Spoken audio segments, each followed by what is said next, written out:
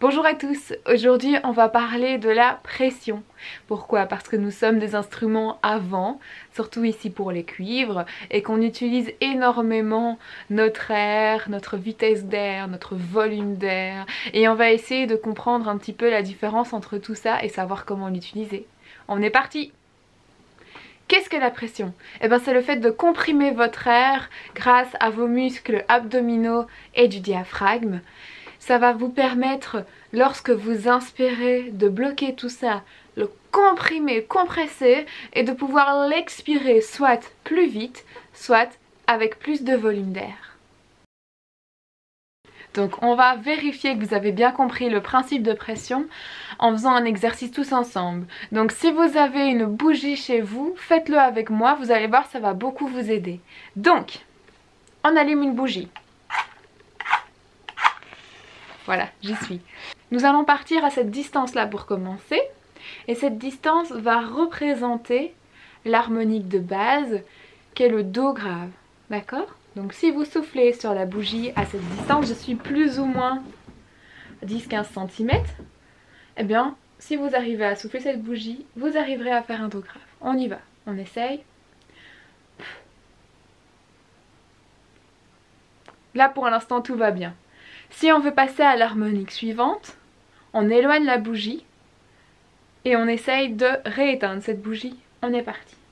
Voilà, donc j'ai éloigné la bougie, je suis plus ou moins à 20 cm, ce qui correspondrait à mon sol médium. Donc on essaye d'avoir juste le sol médium. On garde toujours par contre pour cet exercice le même noyau, d'accord? C'est important d'avoir la même ouverture dans tout l'exercice. On y va, 20 cm. Super. On va maintenant passer au Do. Le Do médium qui va être du coup encore un petit peu plus loin. Ok, donc pour le Do, nous allons nous placer à 30 cm. Donc imaginez une latte de 30 cm, si vous l'avez c'est encore mieux. Et un souffle, on y va. Si vous avez réussi à souffler la bougie à 30 cm ou un peu plus, vous devrez arriver à avoir un Do médium. Il faut juste ne pas être bloqué au niveau de la gorge, donc pas resserrer la gorge, c'est-à-dire jouer comme ça. Sinon votre vitesse d'air ne sera pas pareille. Mais si vous soufflez sur la bougie 30 cm, vous avez compris le principe, vous reprenez vite votre trompette et vous soufflez de la même manière, vous aurez votre Do. Ne perdez pas confiance en vous, vous savez le faire, vous en avez déjà fait, il n'y a pas de raison que ça ne fonctionne pas. Ok, donc là nous allons passer au mi aigu. Plus on va aller dans les harmoniques hautes, plus on va devoir éloigner la bougie. Parce que si vous éloignez à chaque fois de 5 cm, ça ne changera rien. Il faut vraiment projeter votre air, l'envoyer le plus vite possible. Donc on met la bougie de plus en plus loin. On y va, on est parti, on essaye de souffler. Bien souffler en un centre et garder le noyau. On y va. Ok, est-ce que vous avez senti que vous devez forcer un petit peu pour aller éteindre cette bougie? J'espère que oui, mais si pas, on va passer au sol. Vise la bougie et on souffle le plus fort possible, le plus vite possible sur cette flamme. On y va? Voilà, donc il a fallu quand même forcer, que je force sur mon air parce que j'ai eu du mal au début. Donc si ça ne vient pas tout de suite, forcez, forcez. Allez mettre cette vitesse d'air pour éteindre cette flamme. Lors de cet exercice, vous devriez avoir ressenti ce que j'appelle la pression. C'est-à-dire que pour aller donc à partir déjà du Do médium ou peut-être le mi aigu, vous aviez dû fournir une certaine énergie, une certaine compression de votre air pour pouvoir projeter votre souffle jusqu'à la flamme de cette bougie. Si vous avez réussi à éteindre la bougie loin, c'est que vous projetez bien votre air, donc vous avez une bonne pression. Il vous suffit juste de bien la comprendre, la ressentir et c'est tout. Qu'est-ce que doit faire le ventre lorsqu'on expire notre air? Eh bien, si on expire notre air sans forcer, sans pression, juste avec un maintien minimum, il peut en effet se dégonfler légèrement. Mais si vous voulez utiliser correctement la pression, à ce moment-là, votre ventre ne se dégonflera qu'une fois votre phrase terminée. Il peut légèrement se baisser, enfin se diminuer, mais il ne peut pas revenir à la place initiale avant l'inspiration. Sinon, c'est que votre pression n'est pas optimale. Donc, on va faire le test ensemble. J'inspire. Et là, je vais souffler en mettant de la pression. Donc, à la place de rentrer le ventre en expirant, je vais laisser le ventre gonfler, comprimer, hop, toute cette zone-là et envoyer mon air le plus vite possible. Donc, je réinspire du coup pour l'exercice. Donc, ok. Et vous soufflez le plus vite possible.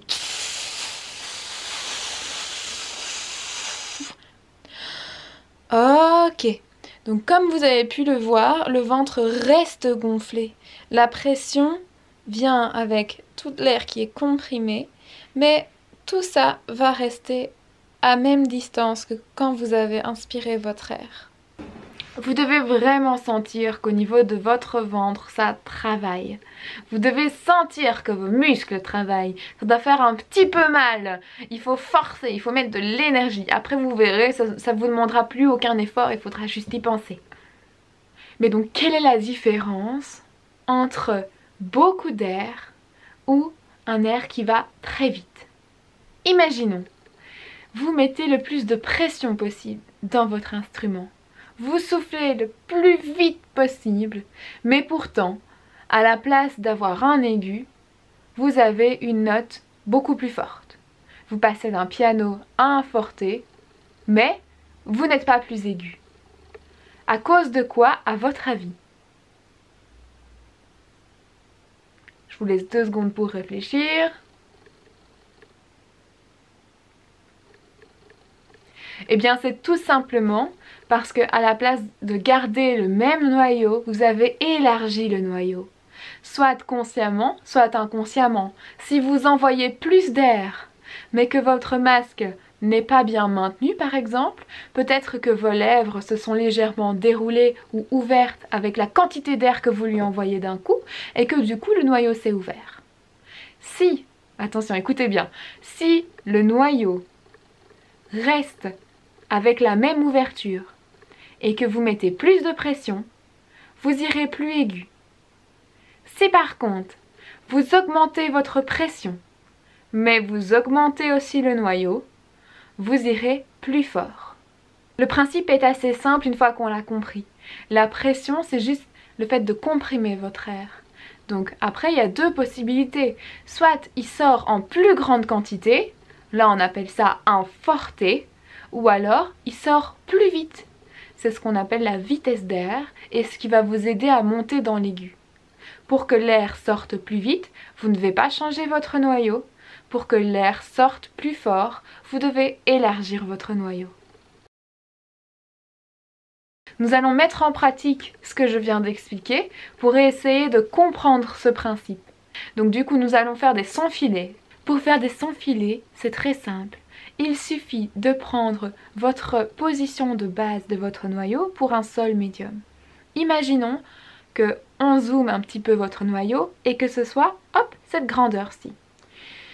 Quand vous allez souffler au début sur votre piano, vous êtes ouvert comme ceci. Plus vous allez devoir jouer fort, plus vous allez devoir mettre de la pression. Envoyer plus d'air, souffler plus fort. Mais également ouvrir votre noyau. Donc je fais la démonstration. On inspire, toujours par le ventre. Je vais souffler de plus en plus fort. Le noyau s'élargit en même temps. Sinon, vous n'aurez pas une note plus forte, mais vous aurez une note plus haute. Et lorsque vous allez devoir faire votre décrescendo, vous faites l'inverse. C'est-à-dire que plus vous allez redescendre vers votre piano, plus vous allez réduire cette grandeur de noyau et réduire l'effort que vous faites au niveau de la pression d'air. Attention, il faut toujours le maintien minimum pour pas craquer votre note dans le piano. Voilà, donc on va commencer sur un sol médium. Donc piano, on augmente, suivez ma main pour les nuances. On respire bien. 1, 2.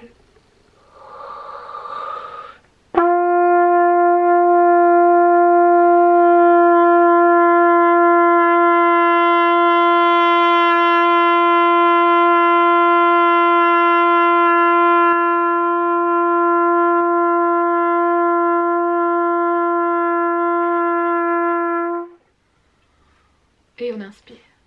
Grâce aux exercices de son filet qu'on vient de faire juste avant, vous allez pouvoir comprendre comment fonctionne la différence de nuances en bougeant votre noyau et en envoyant plus de pression.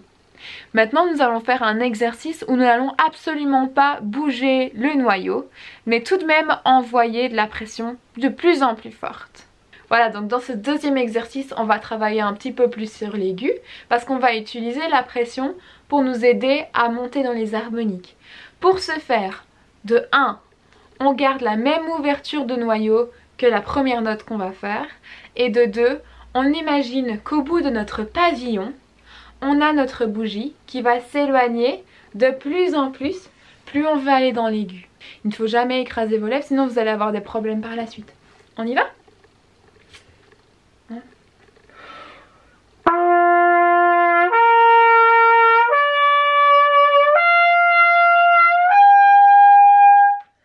Stop. On va leur faire une deuxième fois. Donc réessayez avec moi. Vous allez le plus haut possible et vous envoyez de plus en plus de pression. Imaginez vraiment cette bougie qui s'en va très très loin. On y va. 1.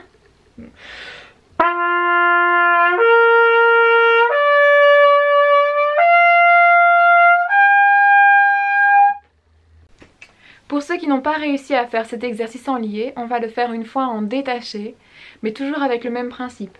Même ouverture de noyau que pour un sol médium, et on comprime de plus en plus notre air à chaque fois qu'on change de note. On y va ? 1, 2.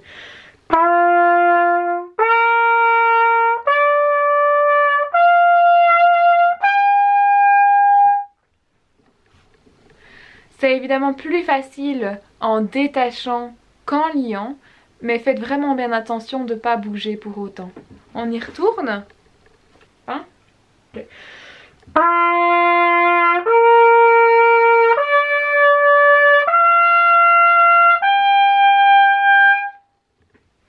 J'espère que vous avez bien tous compris donc ce qu'était la pression et comment arriver à faire monter cette note, comment aller dans l'aigu ou comment souffler plus fort avec une plus grande nuance. C'est vraiment tout ce jeu de inspiration, expiration avec le ventre qui reste gonflé et tous les muscles qui viennent comprimer l'air dans le bas du ventre. Si jamais vous avez encore des questions concernant la pression, n'hésitez pas à les mettre en commentaire et j'y répondrai avec le plus grand plaisir. Dans la prochaine vidéo, je vais vous expliquer comment se servir de la langue et comment la langue peut nous aider à monter aussi d'une harmonie. Continuez à suivre les vidéos et vous serez le plus fort des trompettistes.